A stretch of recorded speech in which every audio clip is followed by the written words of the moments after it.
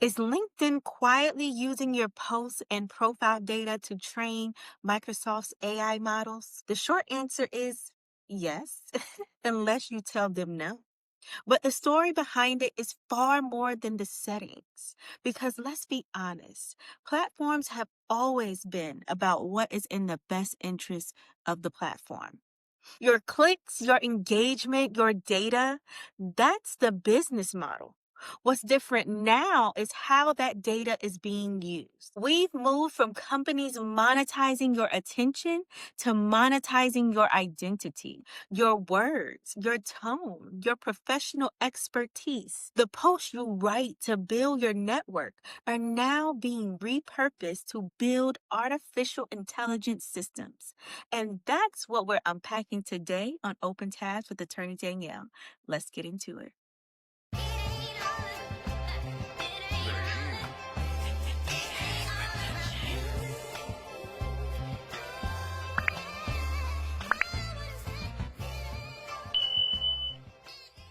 Hi, I'm attorney Danielle, and I cover all things tech, policy, law, and culture. And today we are breaking down LinkedIn's new AI data sharing settings that lets Microsoft use your posts, profile information, and activity to train its generative AI models.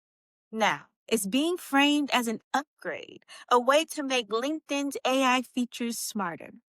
But what's missing is a clear, global legal framework that defines when your professional presence online becomes corporate property and what true consent looks like in the age of artificial intelligence. So here's what's going on.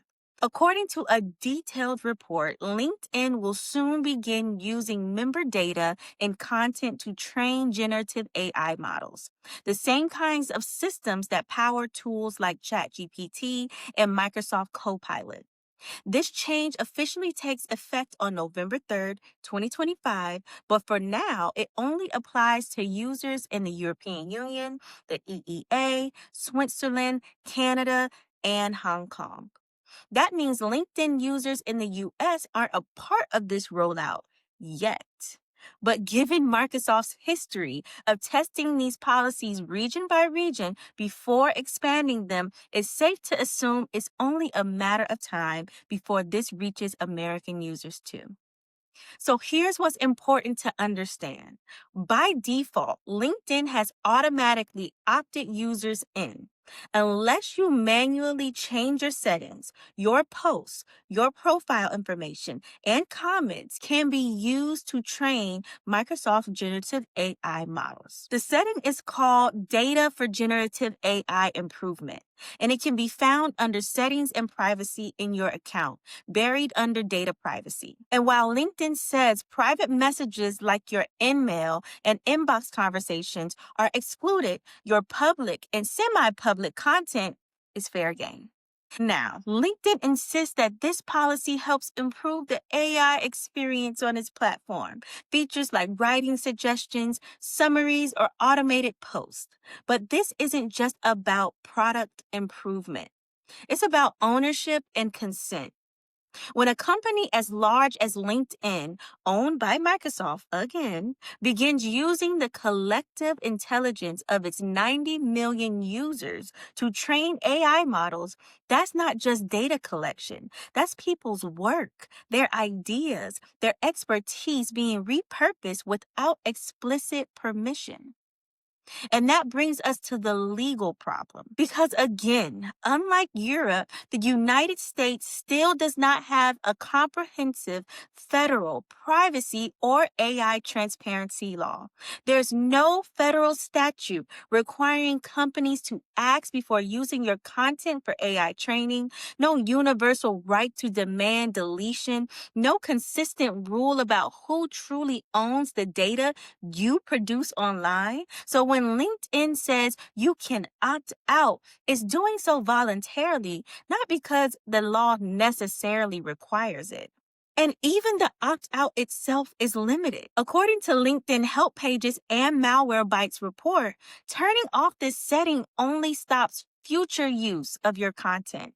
It does not erase the data that's already been used to train the models. So if you've been posting regularly for years, much of that information may already be feeding the machine. And from a policy perspective, this shift is significant because it blurs the line between user participation and data exploitation. LinkedIn has long branded itself as the professional network, the place where your resume meets your ideas. It's where thought leaders post insights, small business owners share strategies, and everyday professionals build credibility in their respective fields. But under this new model, the same content that showcases your expertise can also be used to train AI systems that might one day replicate your writing style, your tone, even your professional insights without acknowledgement or attribution. And this isn't an isolated case either. Microsoft, which owns LinkedIn, has drawn a clear line between how it treats enterprise data and consumer data across its ecosystem. For business clients using Microsoft 365, Azure OpenAI, or Copilot for Business, the company explicitly says, your organization's data is not used to train foundation models without your permission. But for consumer facing services like Bing, Copilot for individuals, Microsoft Start, and now LinkedIn, the policy shifts a bit. Microsoft's own blog explains it will make it simple for consumers to opt out of their data being used for training and won't begin training AI models until at least 15 days after notifying consumers that opt out controls are available. In plain terms, unless you take action, your activity on these services may be used to train Microsoft's generative AI models. This effectively creates a two-tier system of data protection, one for paying enterprise clients with strong privacy guarantees, and the other for everyone else whose information can be used unless they find and toggle an opt-out setting. It might sound like a small distinction, but it raises a bigger question. How much control do we really have over our digital identities in the age of AI? When participation automatically means contribution, consent stops being a choice and it becomes the default. And that is just purely dangerous because most users will never find these settings. Most won't even know the policy exists, but their data will still be used because they didn't explicitly say no. That's not meaningful consent. That's convenience consent, in my opinion, and it flips the legal presumption in favor of the platform. So, why does this even matter? Because platforms like LinkedIn sit at the heart of how we define professional identity in the digital era. And when that identity becomes raw material for corporate AI, the risk isn't just privacy loss, it's the erosion of control over your own expertise. Think about it this way. If AI can mimic professional communication patterns by training on millions of real LinkedIn posts, it changes how authenticity, authority, and credibility function online. The value of human insights gets diluted by algorithmic replication. And once those models are trained, there's no practical way to pull your contributions back out. This is why the conversation around data rights can't just be about personal privacy anymore. It has to include professional privacy and informational integrity. When we post on LinkedIn, we're contributing to a shared professional commons, not volunteering our thoughts to fuel corporate AI labs. And yet, without clear legal boundaries, that's exactly what's happening. So, what can you do right now? First, go into your LinkedIn settings and turn the toggle off. You'll find the toggle by going to your settings, then going to data privacy. Then under how LinkedIn uses your data, you will find the data for generative AI improvement toggle. Toggle it off to stop future use of your content for AI training. That's the immediate fix. But the broader fix requires pressure on lawmakers, regulators, and companies to move toward opt-in frameworks, not passive opt-outs buried 3 clicks deep. As an attorney and tech policy professional, I see this as the next frontier of digital rights because this isn't just about privacy. It's about power, who holds it, who benefits from it, and who's left out of the conversation. Right now, your data doesn't just build your network anymore. It builds the infrastructure of the AI economy. So no, this isn't about panic. It's about your awareness.